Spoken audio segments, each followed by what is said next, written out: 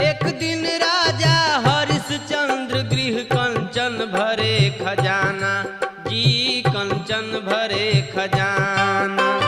एक दिन राजा हरिश्चंद्र गृह कंचन भरे खजाना जी, कंचन भरे खजाना। एक दिन